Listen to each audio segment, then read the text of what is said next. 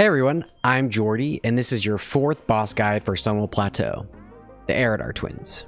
The EREDAR Twins is a two-phase encounter that includes a pair of bosses, Lady Sacrolash and Grand Warlock Alythess. The first phase is a hectic race to kill Sacrolash before the raid is overwhelmed by damage, followed by a far more relaxed second phase where you finish off Alythess. The following strategy worked for us, but is by no means the only way to do this fight. If I had to guess, this will be the encounter that changes the most from this strategy to what it might eventually become, but this worked for us and we're going to recommend it to you here. Alright, so for raid composition, this is what a well-rounded group looks like. If you've been following along with my other boss guides for Sunwell Plateau, you'll see that the raid comp hasn't changed.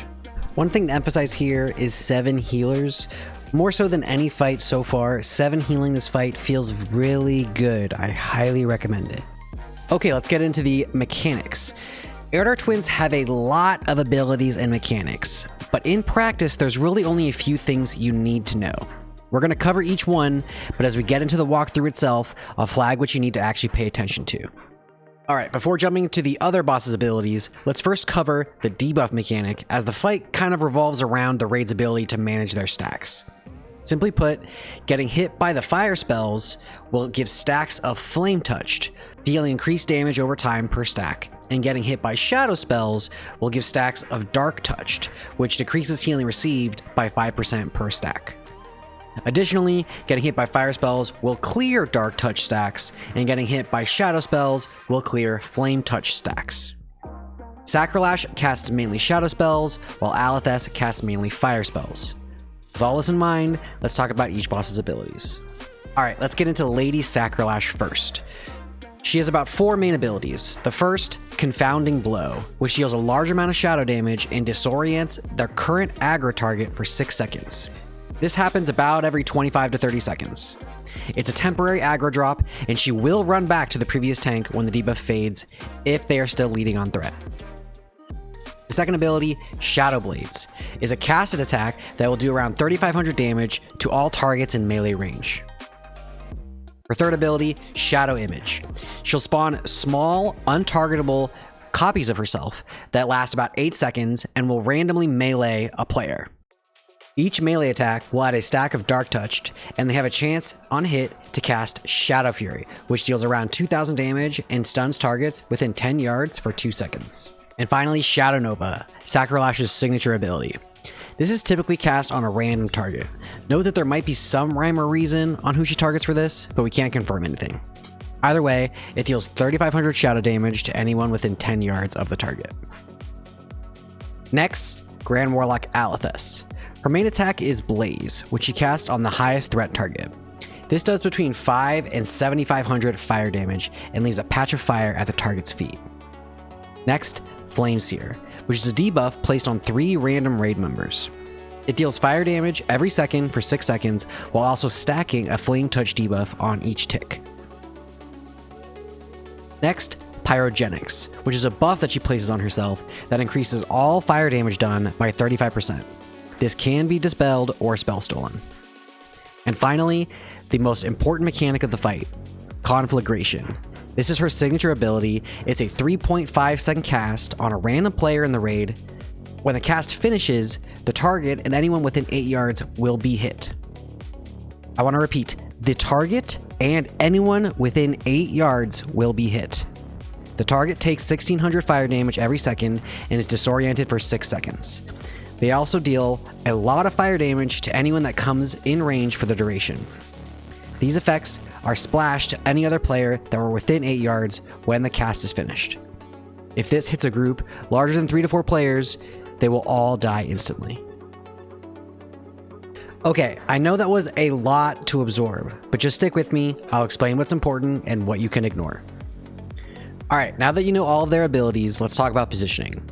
Before pulling the boss, you'll want to get the raid into proper positioning. Your Alythess tank will initiate the pull from the ramp leading down to her side of the room. Now this can be a paladin, a warlock, or any other tank. The ranged DPS and healers should all be stacked on the center portion of the balcony overlooking the bosses. Note that the lip can be annoying to jump onto, so take it at an angle or toggle walk to get there and ready for the fight. Remember to untoggle walk. This positioning will limit the ability for the shadow images to reach and stun the range stack. After Alythess has been pulled, the melee and Sacrolash tanks should jump off the balcony. Sacrolash should be tanked under the balcony where the ranged and healers are, but still in line of sight for damage and healing.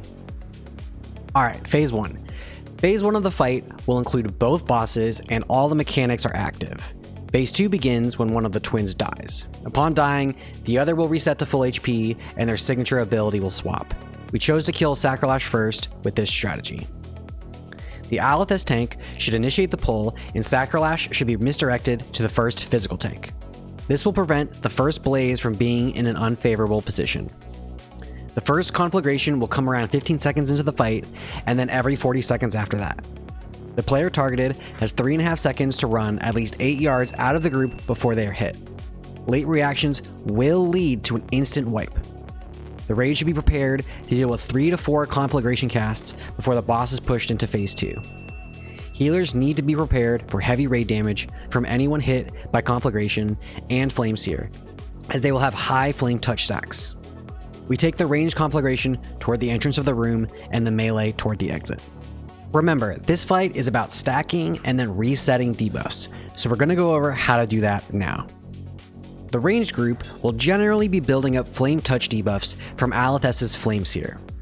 Luckily, about every 30 seconds, Sacrolash will cast Shadow Nova, typically on the ranged stack.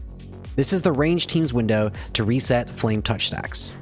The melee groups, however, will more than likely be building up Dark Touched from Sacrolash's abilities. If they build up too many stacks because they haven't been targeted by a Flame Seer in a while, they should move into a flame pool left by Alythess's tank to reset. Alternatively, if a ranged player was abnormally unlucky and unable to reset flame touch stacks, they can jump down to the melee group to significantly increase their chances of getting hit by shadow damage to reset. The melee team will be taking significant AoE shadow damage that needs to be healed. Players in melee should also consider wearing a PvP trinket for unfortunate Shadow Fury stun / conflagration combos. Conflagration can also be trinketed, however, it still must be run out of the group first, as you will still splash the raid with massive damage. This also applies for immunities. And don't forget about purging Pyrogenics. It really increases Alythess's damage and has to come off instantly. Alright, the first one's dead, time for Phase 2. Phase 2 begins when Sacrolash dies. Alythess will maintain all of her previous abilities except for Conflagration. Instead, she will now cast Shadow Nova, which is used as an avenue to reset flame touch stacks from the rest of her fire spells. The ranged group will jump from the balcony and everyone should stack in the center of the room. The Warlock or Paladin tank will continue to move around to avoid flame patches left by Blaze. When Shadow Nova is being cast, the tank can move slightly in to reset flame touch stacks, but should remain outside of melee range or risk being hit by the boss between casts. Phase 2 is significantly easier than Phase 1, and should be a kill so long as most of your raid is alive headed into it. Alright, let's talk about tanks. For Sacrolash's tanks, she's the lone boss in the entire instance that can crush, so you'll still want to use beef gear here. Both of these tanks should try to maintain top 2 threat to avoid being targeted by Conflagration. And try not to go above 7 to 8 stacks of the Dark Touch debuff. If you don't get a natural reset, you'll need to run to the flame pools left by Alythess to reset. And for the Alythess tank, remember to move after each blaze is cast to not get extra stacks of Flame Touched. And if you're getting unlucky with Flame Touched resets, you can move closer to the melee stack to increase your likelihood of getting a reset.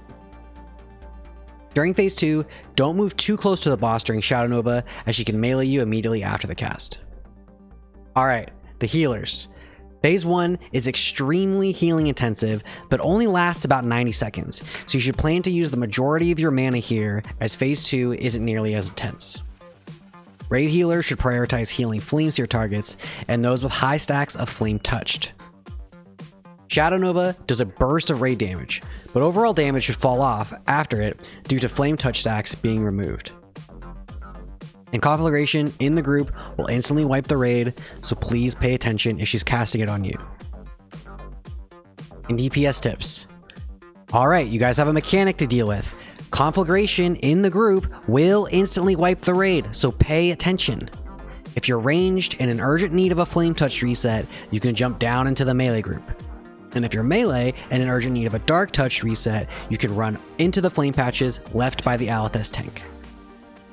And that's it for EREDAR Twins. This is a really fun fight once you get it down, and personally, one of the most enjoyable fights for healers in the game up to this point.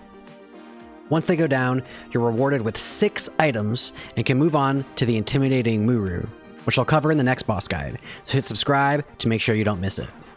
Good luck in Sunwell, and I'll see you in the next one.